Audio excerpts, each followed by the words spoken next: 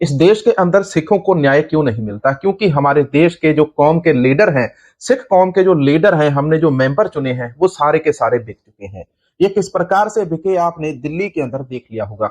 दिल्ली के अंदर BJP party के जो केंद्रीय मंत्री हैं, गृह मंत्री अमित शाह जी, इनका सम्मान किया गया था। इस सम्मान करने के लिए देश भर के जितने भी सिख लीडर थे या सिख प्रबंधक थे, किसी भी कमेटी के मेंबर थे या जो प्रधान थे, उन सभी को उन सिरसा साहब ने वहां पर बुलाया। अब दिल्ली के अंदर गुरुद्वारा शीशगंज साहिब का जो मामला है पार्किंग का, वो एक छोटा सा मुद्दा है। यदि सिरसा साहिब अमित शाह के साथ बात करते तो वो मुद्दा परसों या कल वहीं पर सुलझ जाता, लेकिन नहीं, इनको कौम की बात नहीं करनी, इनको केवल अपनी राजनीति करनी है। वाहेगुरु जी का खालसा, वाहेगुरु जी की फतेह। हमें तो अपनों ने लूटा, गैरों में कहा दम था। जो कल तक हमारी कौम की सिख पंथ की आवाज बुलंद करने की बात करते थे, आज वही सिखों की आवाज दबाने के ऊपर लगे हुए हैं।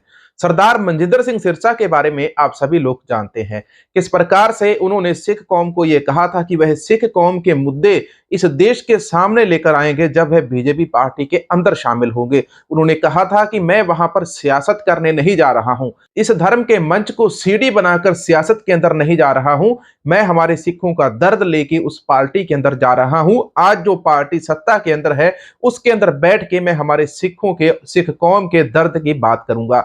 लेकिन पिछले कितने लंबे सालों से आप लोगों ने देख लिया कि मनजिंदर सिंह सिरसा जी की जब भी कौम को जरूरत होती है तो ये कभी भी कौम के काम नहीं आते हैं। पिछले दिन ही आपने देखा कि दिल्ली के अंदर एक प्रोग्राम किया गया जिसके अंदर अमित शाह जी को सम्मानित किया गया मनजिंदर सिंह सिरसा जी की तरफ से, दिल्ली के सभी सिखों की तरफ से और पूरे देश की जो सिख कम्युनिटी उसकी तरफ से नेतृत्व कर रहे थे मनजिंदर सिंह सिरसा जी। इनके वीडियो आपने पहले भी देखे और ये वाला जो वीडियो वो सही मैने च गल है कि तुसी लोगों तक पहुंचा नहीं सके।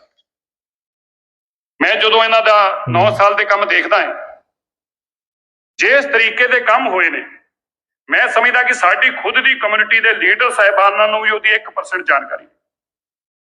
मैं तुहानूं आज स्टेज तो 2-3 ऐसी गल्लां दस, हमारी कम्युनिटी के केवल 1-2% लीडर ही बचे हैं यहाँ पर केवल। तो तुसीं हैरान होगे। मैं बहुत सारी गल्लां दसदा रहना है कि इस तरीके देश अंदर पहली बार मोदी जी ने आके गुरु गोबिंद सिंह पातशाह जी दा 350 साला शानो शौकत नाल पूरा शानो मान नाल मनाउण दा कीता।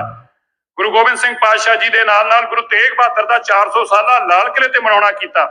और उसी लाल किले के सामने आपकी सरकार ने यहाँ पर सिखों के ऊपर उनकी गाड़ी को पार्क करने के लिए जुर्माना लगा दिया। हम नहीं कहते कि सरकार ने वहां पर उस रोड के ऊपर जुर्माना लगाकर गलत किया, क्योंकि जो रोड सैलानियों के लिए बनाया गया है, जो विदेशी सैलानियों के लिए, हमारे देश के सैलानियों के लिए बनाया गया है, उनको आने जाने के अंदर रोड के ऊपर कोई भी दिक्कत ना आए, इसलिए सरकार ने उस कदम को उठाया।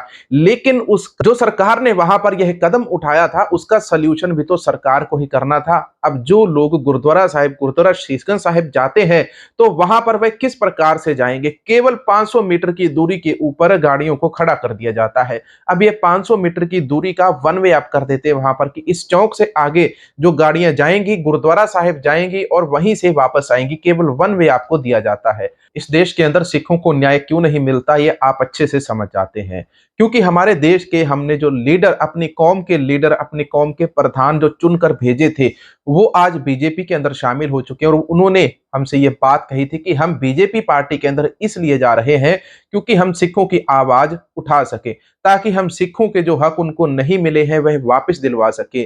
सिखों के जो दोषी हैं, जिन्होंने सिखों का कत्लेआम किया था 1984 के अंदर, हम उनको सजा दिलवा सके। आज के समय में आपको पता है कि सज्जन कुमार जैसे लोग रिहा हो चुके हैं। दिल्ली के अंदर गुरुद्वारा शीशगंज साहिब जाने के ऊपर जुर्माना लग चुका है, क्योंकि वहां पर सिख अपना गुरुद्वारा साहिब अपनी गाड़ी लेकर नहीं जा सकता है। कोई भी सिख किसी भी प्रांत से आए, यदि वो गुरुद्वारा शीशगंज साहिब जाता है तो शीशगंज साहिब जाने के लिए उसको अपनी गाड़ी एक तरफ आधा किलोमीटर पीछे छोड़नी पड़ती है, दूसरी तरफ भी आधा किलोमीटर पीछे छोड़नी पड़ती है। आज के दिन हमें यह दिन ना देखने पड़ते। आज यदि हमारी कौम सूझवान होती, हमारे देश के लोग समझदार होते, तो इन लोगों के बहकावे में बिल्कुल नहीं आते।